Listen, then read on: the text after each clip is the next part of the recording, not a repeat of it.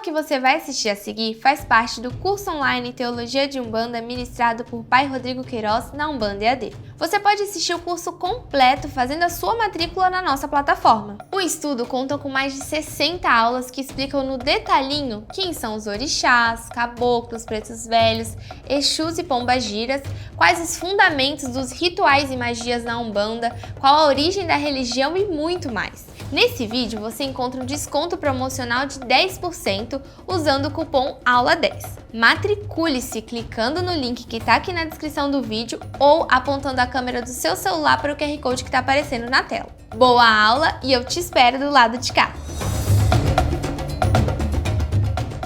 Muito bem, muito bem! Você chegou aqui, agora vamos iniciar a nossa primeira aula dessa estrada, dessa trilha de conhecimento que eu vou te conduzir ao longo das aulas que seguirão.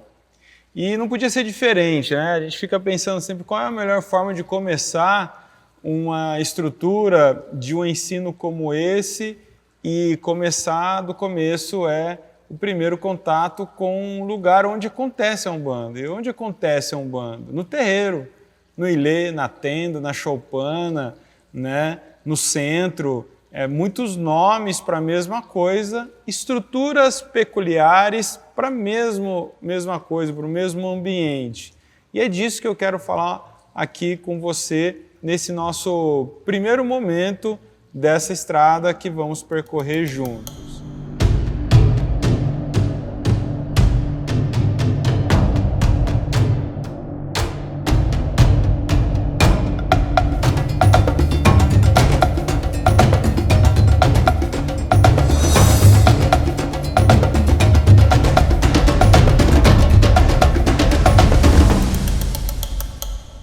E isso é tão importante que eu escrevi um livro, Umbanda para Iniciantes. É o meu livro que contempla essa preocupação de trazer o leitor, aqui no caso, e aqui o aluno, aluna, que é você, para um tour dentro do terreiro. Eu penso que é muito pedagógico você começar a conhecer a Umbanda, a religião, a partir de como você deve compreender e interpretar o conjunto de símbolos e estruturas dentro de um terreiro. Eu uso o termo terreiro para se dirigir a esse espaço físico onde acontece a Umbanda. Então, se você sempre ouviu falar barracão, ilê, centro, tenda, choupana, faça essa virada de chave na sua cabeça. Toda vez que você ouvir a palavra terreiro, acredite, é igual o que você costuma ter como sinônimo, tá bom? Então, assim, com esse alinhamento, a gente vai seguir adiante. E eu enfatizo sempre o termo terreiro, porque é o termo político também, né? É um termo sociológico, porque você não vai ver nenhum movimento, comunidades de choupanas, né? Matrizes religiosas de tendas, e sempre se referindo a terreiro. Terreiro é um símbolo político para nós, comunidades afro-indígenas religiosas. Tá? Então, por isso, também é um motivo que eu não poderia me furtar de usar aqui como termo ao se dirigir a essa estrutura física onde acontece a Umbanda. Pois bem, a primeira coisa quando você chega num terreiro de Umbanda é se deparar com um conjunto de referências, de estruturas. E aí, às vezes as pessoas perguntam, mas como é o formato de um terreiro? Quando você pensa numa igreja católica, você tem um imaginário. E no mínimo você divide ela com aquelas construções mais góticas, né, mais europeias, ou eventualmente algumas mais modernas, que são com linhas mais retas, específicas e tudo mais. Mas você tem uma estrutura, né, em mente do como é uma igreja católica, o tipo de banco que tem ali, onde fica o altar, onde tem os altares paralelos, o corredor, a cúpula no teto, etc. Isso é uma arquitetura religiosa específica. E no caso nosso? No caso de terreiros de Umbanda, existe uma arquitetura própria para estabelecer o que a gente pode chamar de terreiro de Umbanda? Muito bem, eu vou ser bem sincero e direto nesse aspecto. Não. Então, a gente tem que entender duas coisinhas que eu acho importantes. No imaginário ideal, o espaço de ritual de terreiros de Umbanda, o ideal dos ideais seria um ambiente circular, um ambiente redondo. Pouquíssimos terreiros de Umbanda eu conheci, para ser honesto, exatamente, eu conheci 4 terreiros ao longo desses anos e viajei muito, fui em muitos lugares, que conseguiram ter condições de construir um espaço físico do terreiro no formato quiosque, o formato redondo. E existe a ideia de que esse é o ideal dos ideais. Por quê? Porque todas as religiosidades, as narrativas de terreiro, ela está sempre estruturada na circularidade. A comunicação é circular, o ensinamento é circular e a posição protocolar do ritual também é circular. Faz parte de todo uma cosmovisão, que não cabe aqui exatamente, mas para você compreender. Isso também faz parte das tradições ritualísticas indígenas também.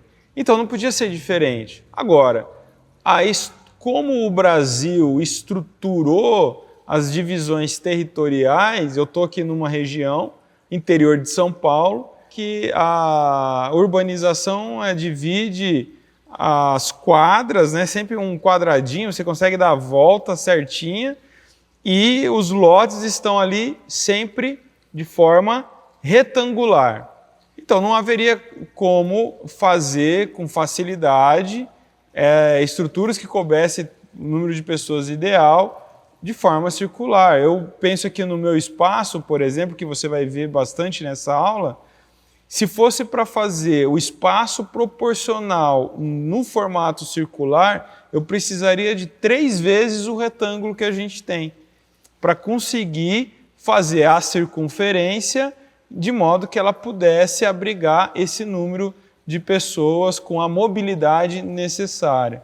Compreende? Então, dito isso, a gente já quebra essa regra de que um terreiro só é um terreiro se ele for edificado de uma forma circular. Existem alguns por aí, e é uma minoria, e é um grande presente quando isso é possível. Portanto, como é a estrutura física de um terreiro? Do jeito que der. Ele é quadrado, ele é redondo, ele é retangular, ele é grande ou ele é pequeno, e isso também é subjetivo muitas vezes. Um espaço de 2 por 5 para 5 pessoas, talvez é um espaço médio, para grande quase. Um espaço desse para 100 é impossível. Então, não há regra espiritual, se eu posso assim me aproveitar da ênfase, para dizer que tem que ter um espaço físico específico.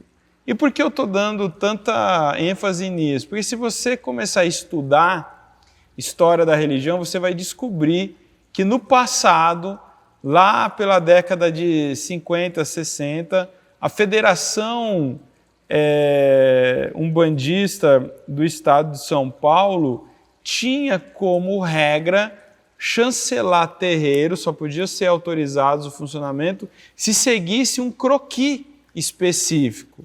E nesse croquis tinha que estar as divisões de espaço seguindo aquele modelo. Então, você teria que fazer a construção desse terreiro, né, poder construir do zero, né, e não podendo fazer reformas, às vezes, consideráveis para adaptar um espaço que você estava tendo contato e possibilidade.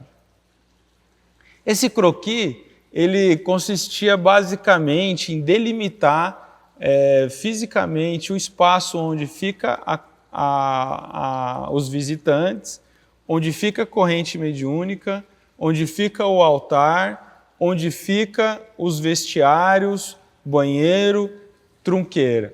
E havia ali toda uma hierarquização desses espaços. Pois bem, eu tenho notícia de ter sido isso, eu tive contato com esses croquis há muitos anos atrás e era também definido um espaço físico mínimo, que não era pequeno. A gente conhece terreiros até hoje que conseguem fazer assim e manteve isso, né? Foi originado nessa época, precisava dessa filiação à federação respectiva, e aí então faziam essas adequações, alguns terreiros ainda seguem isso. No entanto, isso não vingou. Isso não foi também um protocolo do cartório ou judicial do Estado, que você tinha que ter isso daí para poder ter alvará de funcionamento ou coisa parecida.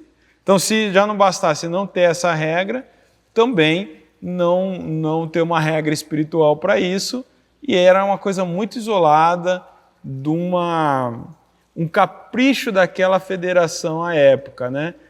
Não se repercutia em outras federações. Bom, tudo isso para dizer que o espaço físico de terreiro, ele é aquele que se tem. Pode ser no quarto da casa de alguém, na garagem, na edícula ou estruturas mais complexas e bem elaboradas, mais sofisticadas, elegantes, modernas ou mais simplificadas, mais clean, mais cheio de referências. Isso não é uma regra, né? Um terreiro é terreiro de verdade se ele não tem reboco, se o telhado estiver caindo, porque é simples. Agora um terreiro com forro de gesso, sanca e ar-condicionado deve ser visto com reservas, porque é muito sofisticado. Essas alegações, essas narrativas, elas não fazem o menor sentido para a espiritualidade que vive ali, que faz o terreiro acontecer, e tampouco para qualquer parecer técnico mesmo do fazer religioso. Pois bem, e isso é bastante coisa para a gente refletir, olhar para o terreiro que a gente está e poder começar a pensar por que as coisas ali são como são. Será que são porque tem que ser ou são porque ninguém se propôs a mudar, a melhorar? Será que o terreiro que você frequenta ou que você faz parte dele como família espiritual está com aquelas cadeirinhas simplinha, saindo o farpinha na mão das pessoas, está meio capenga, porque tem que ser assim, é um valor espiritual da casa, ou não, é o que tem para hoje? Será que talvez isso não possa ser melhorado se o grupo se organizar para trazer mais conforto para os frequentadores dali? Talvez você faça parte de um terreiro que quando chove tão proporcional quanto ali dentro quanto quem está lá fora. Será que tem que ser assim? Ou é assim porque todo mundo vê e não faz nada? Fica aqui algumas provocações, fica aqui algumas reflexões nesse sentido. Agora, para a gente ir para o próximo bloco, eu vou trazer aqui um fechamento para você interessante. O que não pode faltar num terreiro, independente da sua característica arquitetônica. O que não pode faltar? Salão, trunqueira, congá. Bom, isso em qualquer lugar que chama terreiro de Umbanda vai ter que ter, vai existir. Nem sempre a trunqueira você terá acesso. A trunqueira nem sempre é acessível a todo mundo. Mas o congá o espaço social esse espaço social que é o salão é dividido entre espaço solo sagrado, onde fica a corrente mediúnica, e a consulência, onde fica os visitantes. E aí então vou destrinchar isso melhor agora no bloco a seguir. Vamos lá. E aí, ficou com vontade de assistir o curso completo? As próximas aulas já estão disponíveis na plataforma da Umbanda EAD. Matricule-se clicando no link que está na descrição desse vídeo ou apontando a câmera do seu celular para o QR Code que está aparecendo na tela. Esse é só o começo da sua jornada de aprendizados em Teologia de Umbanda com o Pai Rodrigo Queiroz. Te aguardo do lado de cá. Axé!